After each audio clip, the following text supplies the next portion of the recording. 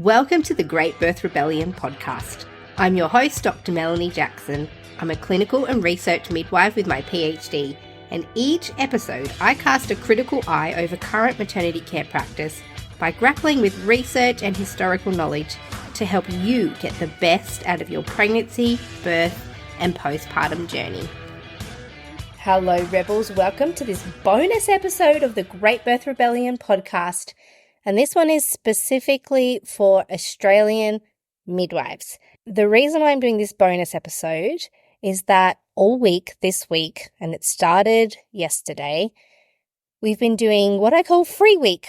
And every October, I spend one whole week talking to midwives about how they can transition from working in a hospital system or as an employed midwife into private practice, being a self-employed midwife. One of the benefits of being self-employed is that you can offer women services that wouldn't necessarily be available to them inside the system. You can work more autonomously and provide services like home birth. There's some real barriers to entering into private practice, mostly because there's a lot of confusion about how to do it and what the rules are. And so I spend all week, 1 week of October, and this is it, giving as much information as I possibly can. It's completely free to any midwife who's keen to discover what the logistics would be of moving into private practice. All week, I'm sending out free resources. They come via email. So if you want to keep getting them all week this week, then go to my website, melaniethemidwife.com, and there's a button at the top of the website there where you can click it, get on the mailing list, and all the resources come straight to you, and you can just watch it in your own time through the week. My email inbox is open and I'm ready to answer questions for people so that you can get a full understanding of the logistics and practicalities of working as a private midwife. This opportunity doesn't really come up anywhere else, so this is pretty unique. So if it's something you've been thinking of, this is your opportunity. Head to melaniethemidwife.com. The details will be in the show notes, and you can get the rest of the week's free information. But today I'm going to offer a little bit of what we're going to be doing this week to help get you started. Let's get into it. And welcome to this series about becoming a privately practicing midwife in Australia. This week, we are going to hear a lot of information, and it's all designed to help you understand, and if you're ready, to start your journey into private practice midwifery.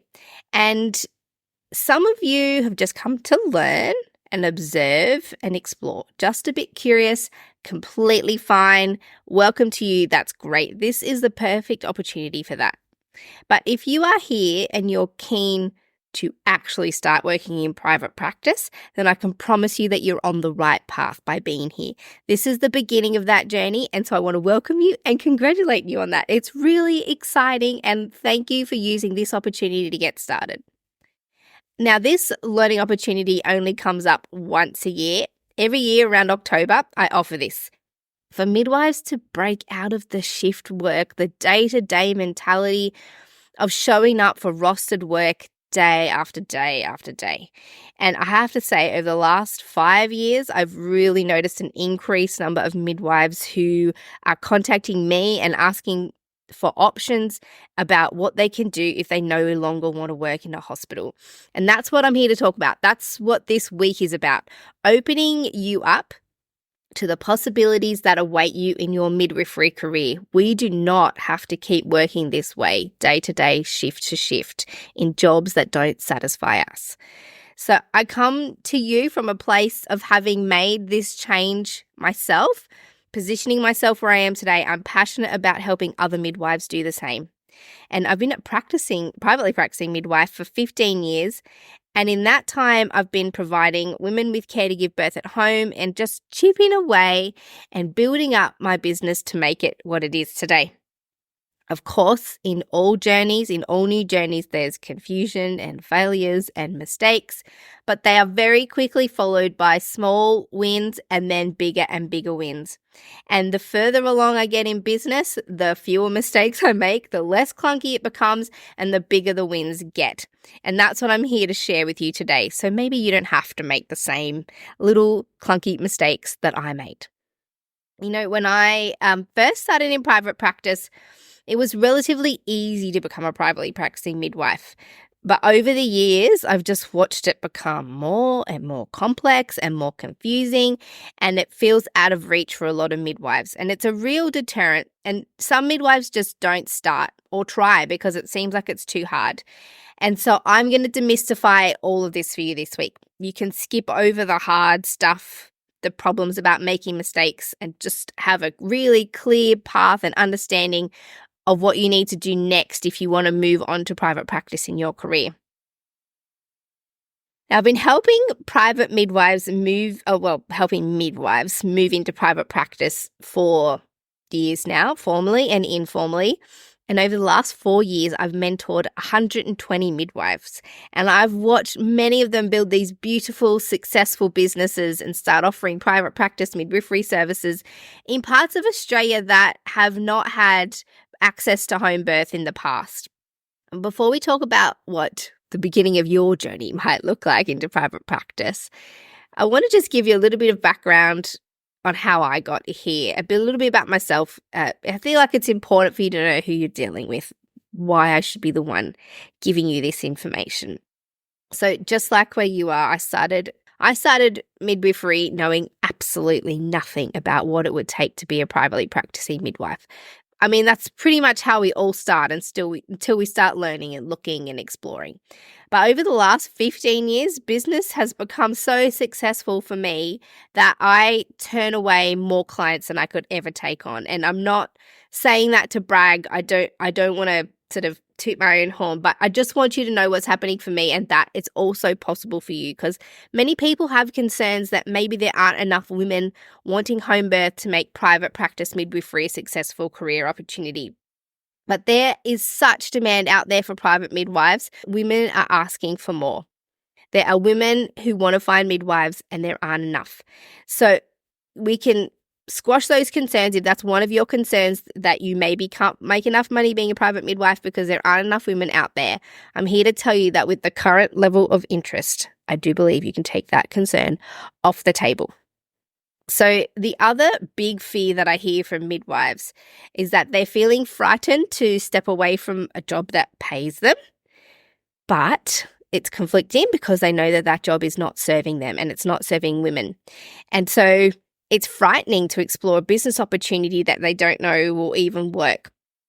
Now, this type of thinking will immediately stop you from going on the journey to change things in your life. And you'll get stuck. If you're sort of paralyzed by fear, you won't move forward. You'll get stuck there. So don't let the fear paralyze your dreams. Just let it spur you on to keep learning and motivate you to succeed in business. So turn that fear into a motivation to just keep learning. Don't be deterred from it. I'm here to help you with that. You aren't alone in doing this, and other midwives have gone before you. You're not the first person who felt frightened. But if you don't continue, you will never get into private practice. So back to the story. How did I start? When I graduated from midwifery, I was 24 years old. I didn't have any children, and I just stubbornly and naively committed to working as a private midwife. I knew that it was either, for me, was going to be private practice midwifery or nothing. I knew I couldn't bring myself to work my entire career in the system. And I take my hat off to you midwives who were doing that. I don't know how you found the strength to do that. It's amazing. I knew I couldn't. I knew it would make me emotionally, morally, mentally, physically just unwell and ill over the long term. It might be sustainable for the short term, but can you see yourself doing this for the rest of your career? I couldn't. So I knew that private practice midwifery is where I would have to go if I was going to stay in midwifery. And I needed a career that would be sustainable. I was 24. I was going to work as a midwife for the rest of my life. I needed to pick something that was sustainable and that wouldn't drain me, and also leave room for my future plans that I had for my life and my family. I didn't want work to dictate what else I could do in my life, where I could go to, when I could have time off. So working for myself ticked a lot of the broader goals that I had for my life and that I had for myself. So I was just so committed to fleeing the system. I didn't even do a new grad year. I just trained as a midwife. I got registered and went straight out into private practice. I had zero hospital-based experience as a registered midwife. I was just, as a student, was my only experience in the hospital. But it's given me a really unique skill set when I'm attending births. I've basically just learnt to be with physiological birth. And so that has become a really unique point of that's a massive part of my skill set, something I'd really, really love to share with you all. So, unfortunately, you can't do this now. The path into private practice midwifery has become a lot more arduous and just lengthy than it used to be. But that's what I want to talk to you about today. So although things are different, I'm going to explain how things work. There are a few things to get you started and a few critical things that you need to know if you're planning to work towards private practice. So as I said, when I started, it was super easy. I got registered, I gathered up a kit, I made a very basic website, and along with my mentor who was sort of helping me out, I made some new connections in the home birth industry and just started taking on clients. At this time, there was no insurance product at all. We were all working uninsured. There were very few requirements that we had to adhere to, none of the guidelines that we have today. So fast forward to now. It's a lot more complex. The political culture around birth in this country doesn't make it any easier. And it actually feels as though everything is working against us and resisting against us on our path into private practice. And, it makes sense. We've been groomed by the system to train in order to enter into hospitals to work. The pathway into hospital-based work is easy. They tell us exactly how to do it. There's interviews. We're just groomed to move into shift work at a hospital so that we can support and uphold a maternity system that's been built around us. We're trained with the expectation that we will toe the line. And because of that, if you want to do something different to that, there is no clear pathway on how to start and do what's next. They don't teach us that at university. They don't encourage us to think broadly about our career options. We're encouraged by the whole education process and the system to fall into line, work shifts at the hospital. Midwives don't even know the basics of what else we could possibly do if we didn't work in a hospital. And that is a strategic design to keep us there. Now, it doesn't have to be this way. There are other options. You just need someone to show you how to achieve this. So today I'm going to show you the starting point, the absolute ground level essentials of what needs to be in place for you to start planning your business. If you don't do anything else until you've done what we talk about today. And I'm going to show you how to break out of that conditioning and the expectation that we're just all going to work in hospitals. So this opens up an opportunity to have clarity about how to start in private practice and break out of the small versions that we've been conditioned to be. We've been conditioned not to expect more from our careers, but there is more. You don't have to keep going down the path that you're on. And this is your opportunity to explore another option. And that's what we'll be doing all week. So this is really exciting. We're going to have paradigm shift. Okay, these are the things that you need to do in order to become a private midwife today. So grab a pen. This is a kind of tick list opportunity of things that you need to be moving towards. You may well have already done them, which is really good information. Even if you've already done all these things, this is good information to have because then you know that you are on the right path to private practice.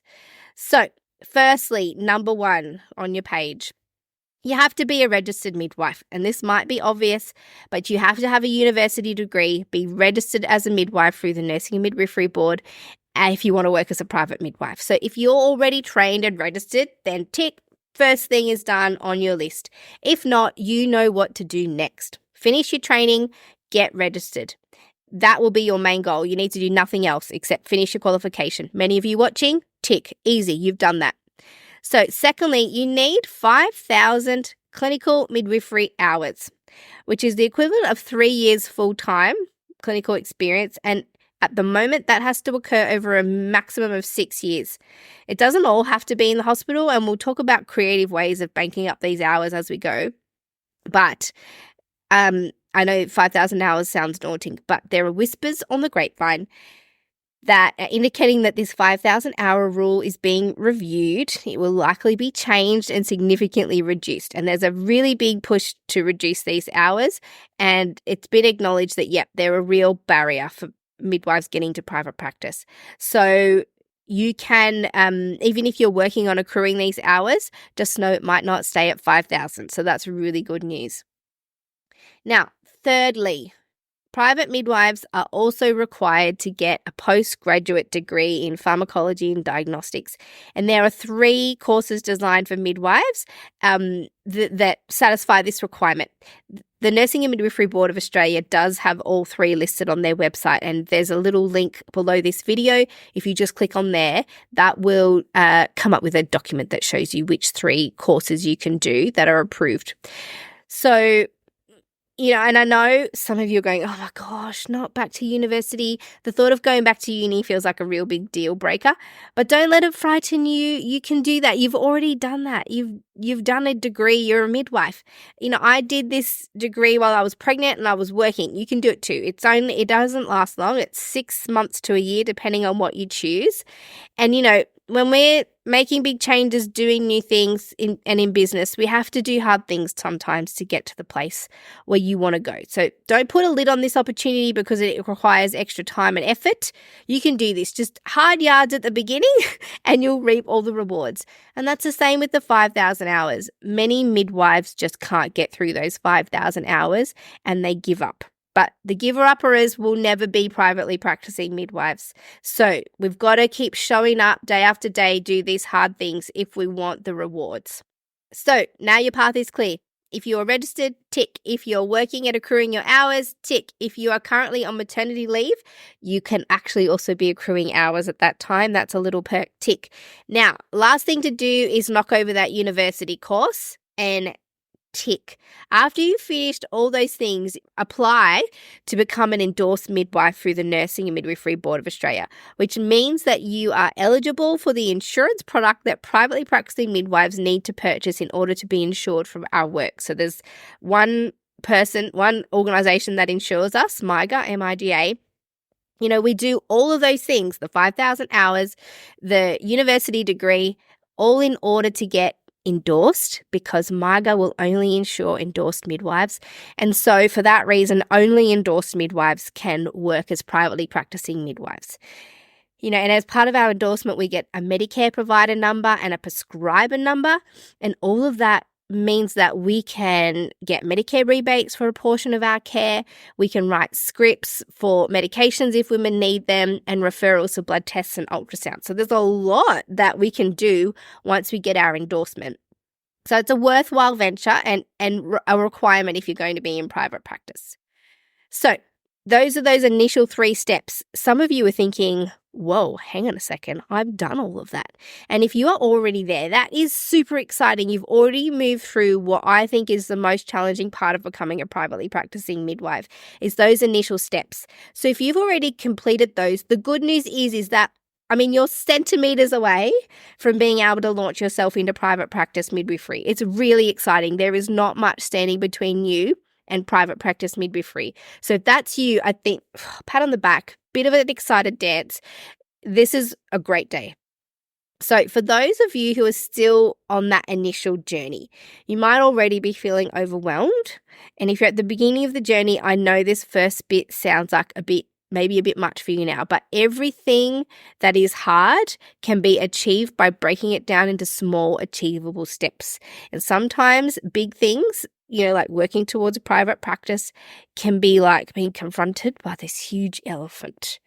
But how do you eat an elephant? This is what my mum taught me. How do you eat an elephant?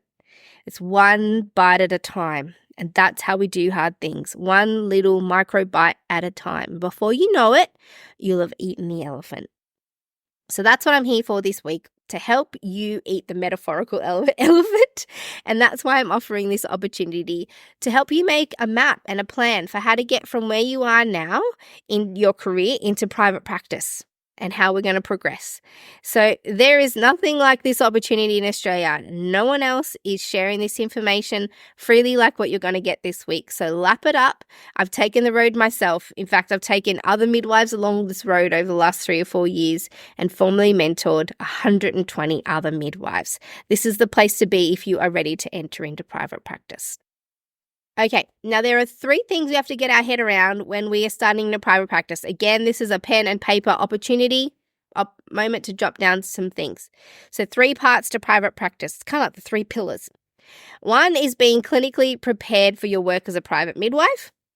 2 is becoming a business person so that you can operate your own private practice because you are also running your business. In fact, I encourage private midwives to see themselves as business owners whose service is midwifery care. So many midwives tell me that they don't want to be in business. They don't want to do the business side of things. They just want to be private midwives and attend women who give birth at home and give midwifery care. I'm telling you now, it's a recipe for failure to neglect to manage your business in order to focus completely on providing midwifery care. Don't let that stop you though. Don't let your concern about running a business stop you from exploring private practice.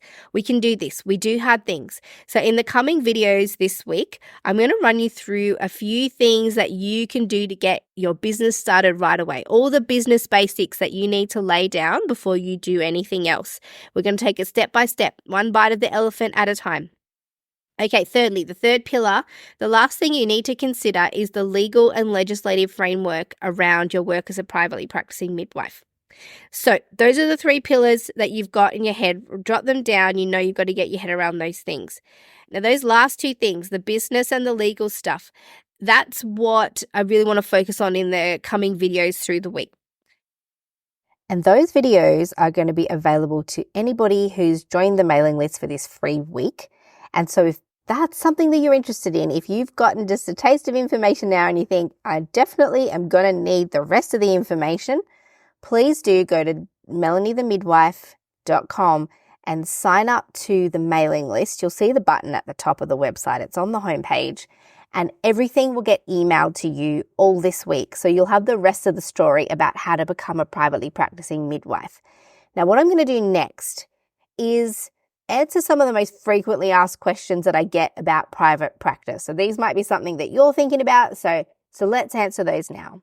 So I'm just going to get straight into those today because I want to give you as much information as possible. That's what this week is about. Answering your questions to see if maybe entering into private practice midwifery is not the scary step that you thought it was.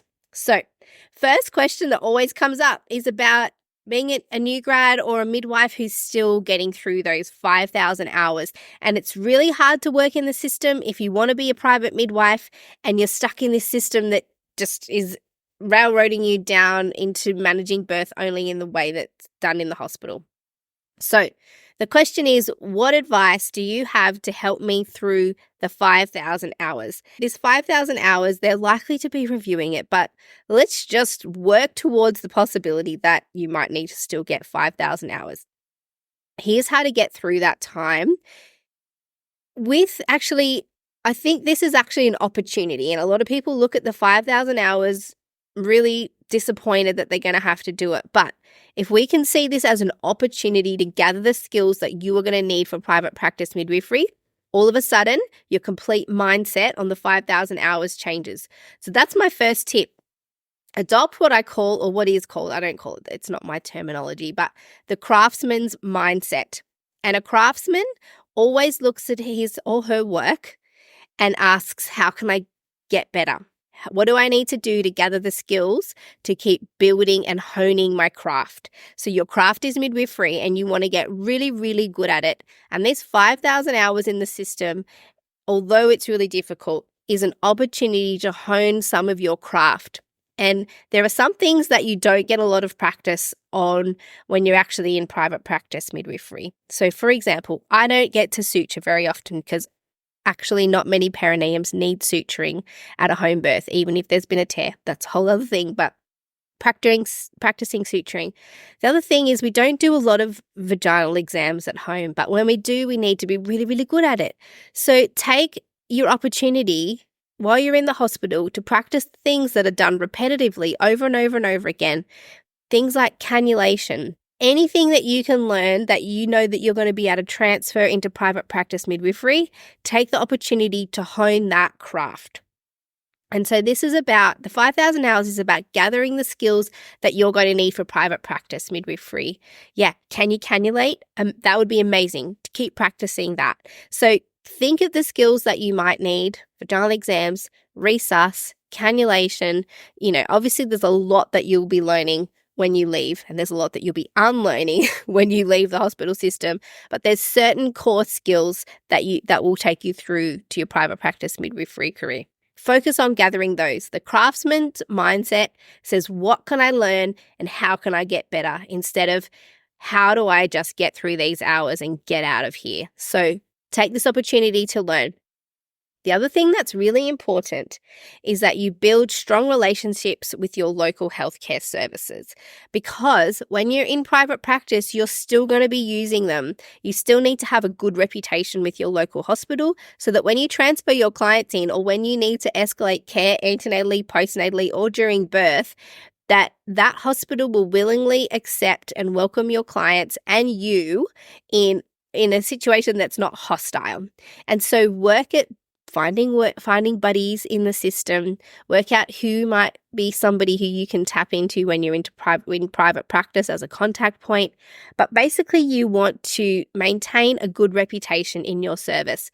The other thing that you might find is like-minded midwives who are really keen to also enter into private practice, and you guys can just work at that together. So building strong relationships where you can uphold a good reputation will put you in good stead for your career as a privately practicing midwife once you leave the system.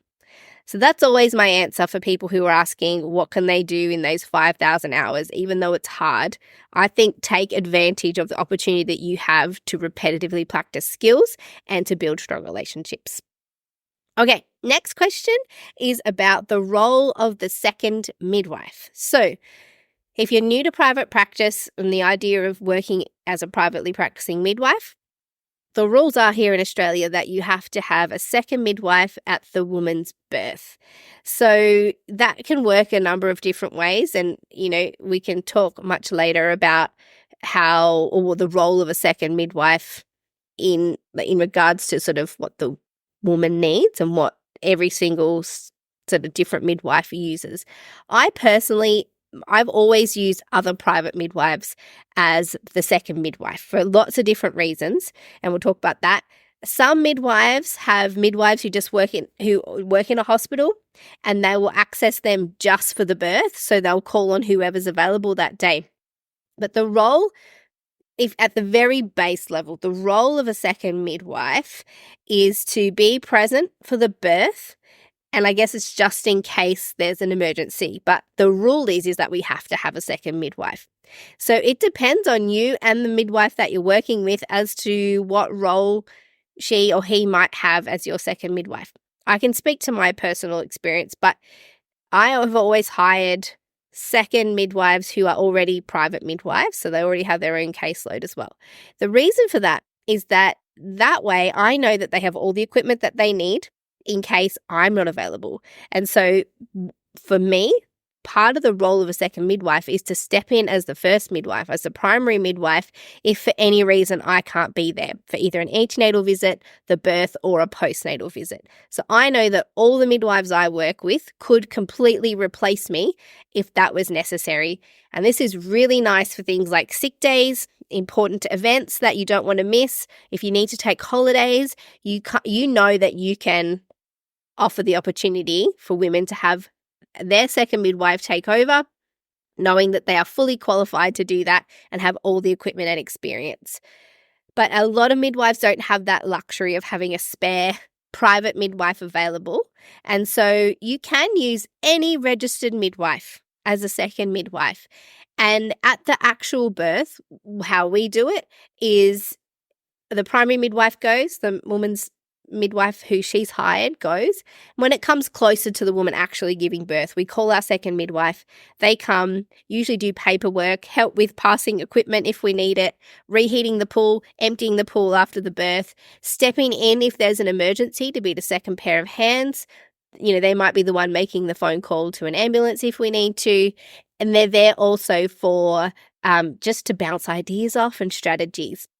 But essentially, the way I explain the second midwife to my clients is that they could replace me if needed, but they are there to do all the other background work while I'm working clinically with the woman. So the second midwife is there for me, and then occasionally for the woman in an emergency. And it's true that the second midwife doesn't have to be endorsed. So any midwife can step in as a second midwife, whether you're working in hospital or not. So next question that's come through is, how do you support women who want care outside the guidelines so that you can protect yourself and avoid being reported? All right. So the backstory on this is that as privately practicing midwives, we work under certain legislative documents. And one of those documents is the Australian College of Midwives Guidelines for Consultation and Referral. And you can get access to this as a PDF. It's completely free through the Australian College of Midwives, or you can buy yourself a copy. But basically, the Australian College of Midwives Guidelines for Consultation and Referral, or we just simply call it the guidelines, have divided a big list of pre-existing, conditions, things that come up through pregnancy or afterwards as a category A, B, or C. And then that dictates, if a woman's a category A, B, or C for her certain health conditions, that will dictate whether or not you as a midwife are required to refer that woman on, or whether you could just consult with someone, or if they're a category A, they're completely within your scope and you don't have to activate the guidelines. Now, there are some women who fall outside the guidelines, so what we would say probably a category B or C, who decline the recommendation to be referred to or consult with another healthcare provider. So as midwives, we're required to offer women the opportunity for consultation and referral if they are in a category B or C in the guidelines. If they decline that opportunity, then there is a document that we can use called a record of understanding that is in the guidelines. And basically this record of understanding is designed to be used as a record-keeping tool for women who decline the recommendation. So these are the women who you might be thinking are outside of the guidelines. So they still want their midwife to be caring for them, and they've declined the opportunity to escalate care to another healthcare provider if required. The way that we protect ourselves in these situations is educating the woman thoroughly about her circumstance. So one of the things that would be considered outside the guidelines would be something like VBAC, vaginal birth after cesarean. And although it does feel within my scope to care for women who are planning a VBAC, I still will always tell them that they're a category B in the Australian College of Midwives guidelines, and as a result of that, I'm required to recommend that we have a consultation with an obstetrician, somebody else, the health service. Most of the time, women decline this opportunity. And so we complete the record of understanding. I list out all of the education that I've given to the woman, and it needs to be broad and thorough, not just your perspective. It needs to be all the options that are available to this woman, what would be offered to her in hospital, what the research says, what the guidelines say, what you've got to offer, so that the woman can decide for herself what she wants to do next. Does she want consultation referral? Does she want a home birth, hospital birth?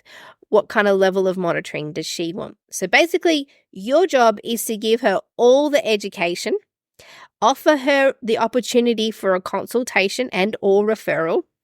And if she declines that, then you complete the record of understanding, which details everything that you've gone through with the woman. So if you've been really thorough with your education, it's non-biased, it's broad, the woman's been receptive to that, you've documented all the care that you've given, your recommendations are evidence-based, and you've been very clear about your scope of practice and the ACM guidelines requirements, and you complete the record of understanding. That's how you keep yourself safe. Give really good, thorough care and education. Inform the woman of absolutely every little bit of information that you have. Inform them of your scope of practice. If you don't feel capable of caring for a woman who's planning a VBAC, then you need to let the woman know that this is out of your scope and that you recommend that she seeks different care, for example, or does something else to make sure that she's kept safe. And so this is how we keep ourselves safe. Either follow the ACM guidelines or follow the documentation process and education process that would be required to complete a thorough record of understanding. If you're giving evidence-based care and non-biased approach to educating women, The other thing you can do to keep yourself really safe in private practice, and this is where some of the issues come up where midwives get reported for doing things that are considered outside our scope. Even if we've been through this beautifully thorough process of thorough documentation, thorough education, evidence-based care, following the ACM guidelines. But when you're engaging with other people in the healthcare service, because this is where usually your complaints are going to come from, not from your clients, usually other healthcare providers are going to be the source of what we like to call vexatious reporting against private midwives. But if you have worked really hard to build your reputation and you are really polite and kind to people when you engage, you're much less likely to be reported to the HCCC based on an emotional response to your care or your presence. So some people who feel threatened by you might do vexatious reporting, not at all based on the type of care that you're providing, just because of their hostility. So make every effort to just be kind and polite to people, and you may find yourself able to avoid complaints. This doesn't happen to everybody. I mean, there are statistics that suggest that up to 50% of private midwives get reported, but that is not as scary as you think. I've had 3 reports in the past. All of them have gone nowhere because I really vigilantly give thorough care, complete the documentation thoroughly, follow the guidelines. It's evidence-based. I'm as non-biased as possible, and I'd make every effort to keep everybody on side. So complaints are not the big scary thing that you think they might be. They are not career ending. You can keep yourself safe by doing a really good job. But also, early on in my career, I was very, very selective about the clients that I would agree to care for. So in the first few years of my midwifery career, where I was just a brand new midwife and, feeling not very skilled, I would take low-risk, multiparous women only. So I would not take on women who were planning a VBAC or who had gestational diabetes or thyroid conditions or anything like that. My scope and your scope will gradually grow and grow and grow the more times you care for a woman. But at first, it's absolutely fine to just select clients who are within your comfortable scope of practice. Don't stretch yourself at first. Only do what you're comfortable with, and let women know that from the beginning. So this is a way that you can help support women to have care that are outside the guidelines, but also avoid being reported, protecting yourself, but educating the women as well. So you want to just give thorough care, really good care. Focus on high quality and very good documentation, and that's what's going to keep you safe. Next question, how many women do private midwives normally look after, and how do they manage their workload? Such a good question. It always comes up every single year. So fortunately, I've worked out a pretty good way of calculating how many women you can look after in your year. And so this is something that you can apply to your particular work circumstance and your life circumstance. So over the years, I've had a look at the documentation that I keep for every single client, and I've tallied up roughly an average of how many hours each client will take over the duration of their care. So the average care that a woman requires from you as a midwife is about 40 hours over her care. If she's had a really long labour, obviously that blows out. If she has a short one, that's different. Sometimes women go to 42 weeks and you're giving way more antenatal care than usual. Sometimes they've got some extra postnatal issues and you'll be seeing them more frequently. But you can average it out to approximately 40 hours per client. So that would kind of be, I imagine 40 hours to be a standard work week. And so if you want to work full-time as a privately practicing midwife, you can look at that and go, if I have to allocate 40 hours per client and I have roughly 4 weeks a month, then a full-time load would be approximately 4 women a month. There are midwives who take on more than this, and they may compensate by either doing much longer hours each day or providing less hours of care somehow. So It depends on what you want to do. If you want to work really hard and heaps of hours and that's all you're doing with your week, if you don't have a family to cater to, or, you're sort of free to do that, that's a choice that you can make. Can I just recommend that you don't make the choice to provide less care? One of the real hallmarks of private practice midwifery is that we have time for our clients and that we provide adequate care. The time pressure is what you get in a system. It shouldn't be what women are going to get from their private midwives. That's just a personal opinion of mine. There are midwives who take on heaps and heaps of clients. That's their choice. I personally believe that the cap is at about 4 women a month. Sometimes you can take on more if you've got a quieter next month or, however it works out.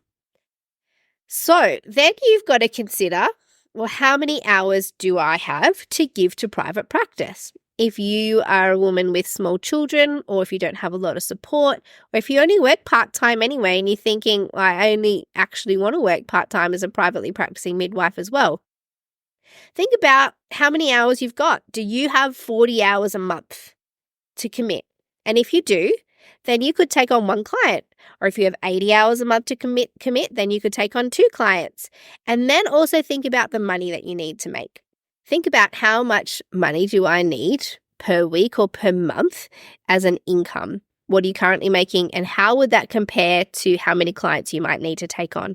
And we're going to talk about in this video as well the earning capacity of a private midwife. But midwives can charge anywhere from $6,500. I've seen midwives charging up to $8,500. So it depends on your service structure. But if you think to yourself, right, I can only take 1 client a month because I only have 40 spare hours a month, and that client might pay you $6,500 to $8,500. How does that feel for you in terms of the amount of money that you'll need that month versus how much time you've got? And so that's how you can kind of determine how many women you can take on. It just depends on your circumstance and how much time you have. On busier months, for example, this week where I'm here with you answering questions and really engaging with this learning process, I take a lot fewer clients in October because I know that I'm busy with other things. Whereas there's some months that I have nothing else on, there's no other business things going on, and I know that I can take on more women who are due that month. So that's how I manage my workload. But if you, in your mind, just imagine that 1 client equals 40 hours and somewhere between $6,500 and $8,500, then you can work out how much you need to work in order to earn an income that's required for your lifestyle and how much time you have to commit to each client. And this next question kind of flows on in from that. And this is people asking, how do you balance having kids with being on call? Or this could be really any other responsibility. Some people are looking after their parents or their carers for other people or their children and have other things going on in life that mean that being on call could be a bit challenging. So here's my tips on how you can balance this way of working with being on call. And can I just add here, when you're working shift work in a hospital, you actually have very little control over when you're going to be working. That we're always shuffling something around and looking for support. If you're on a morning shift and you're supposed to be taking your children to school, you've got to be making alternative plans frequently. So I find that working as a privately practicing midwife actually gives you more control over your day and how you allocate your time than what you'd be doing in a hospital setting. So I just want to start with that because there's always this myth of like, oh, wow, but you're on call. Yeah, but if, at most you're going to be out 4 times a month where you can't control the time. Whereas if, you can control antenatal, postnatal visits and when you're going to do those, you can have allocated booking times. So how do you balance being on call with your other lifestyle commitments? Well, kids aren't really a lifestyle, are they? But they're a life commitment. All right. So again, work out how many hours a week you have to allocate to your work as a midwife. And then you can manage your workload. So you've got to be disciplined with that. If you've nominated that you only have 40 or 80 hours available per month to be a privately practicing midwife, don't take on more than 1 or 2 clients a month. And so you've got to be disciplined to not exceed the hours that you've allocated to your work as a privately practicing midwife. The problem comes is where you mentally know that you've got only room for 1 or 2 clients and you take on 3 or 4. And all of a sudden that you've started to stretch yourself and try to fit things in hours that you don't have.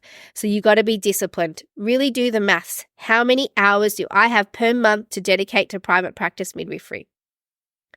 The next thing is to take stock of your support network and childcare arrangements. So this is something that I've always done, is checked in with my husband and with my children's grandparents and friends.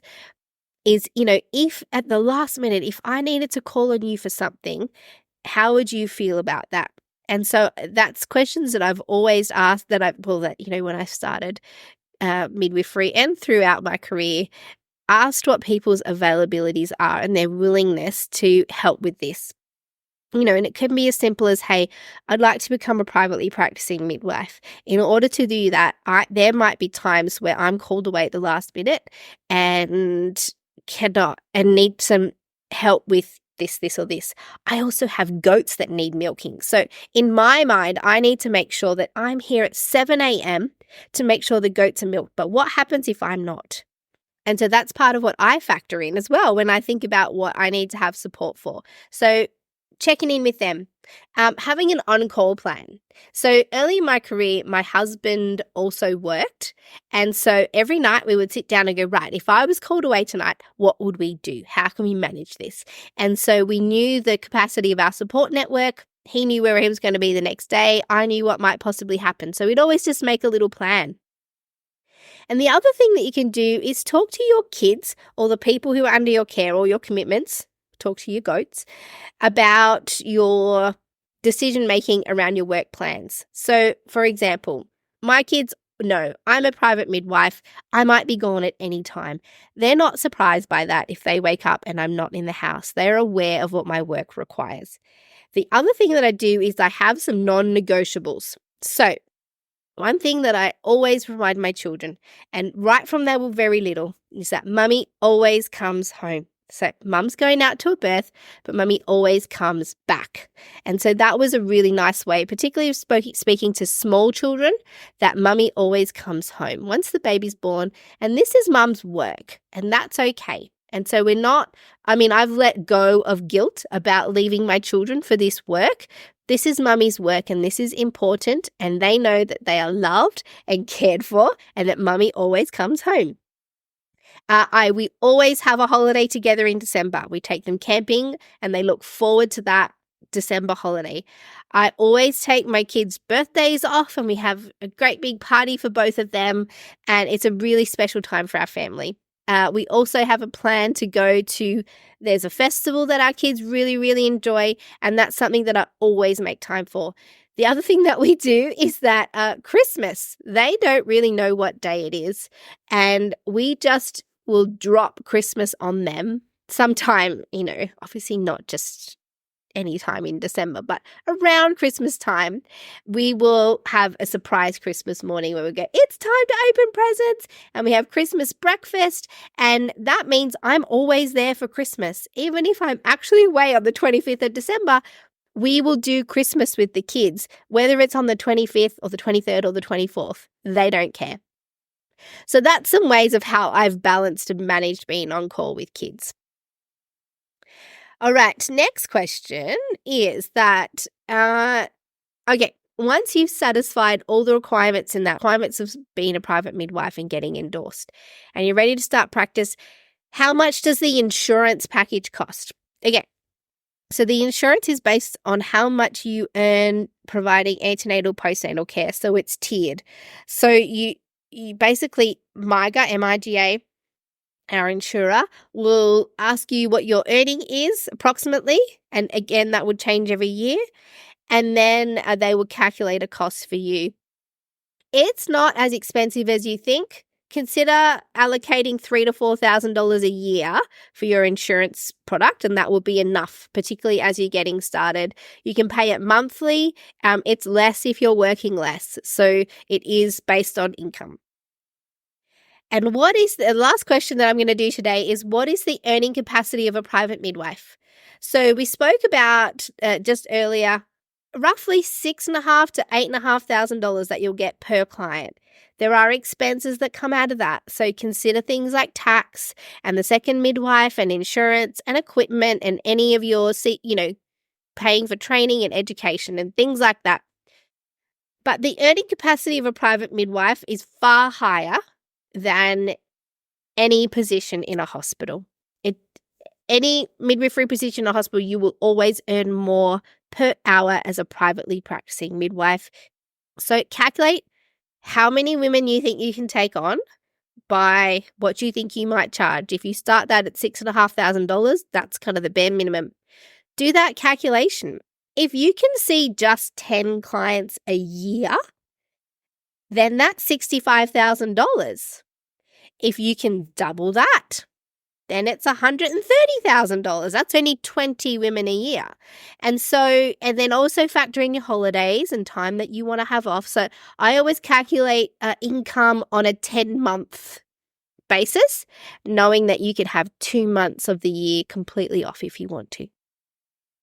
Now, private midwives can earn money in lots of different ways. It doesn't just have to be a full package of care. It doesn't have to be home birth. Some midwives only do antenatal, postnatal care. Some people are lactation consultants also.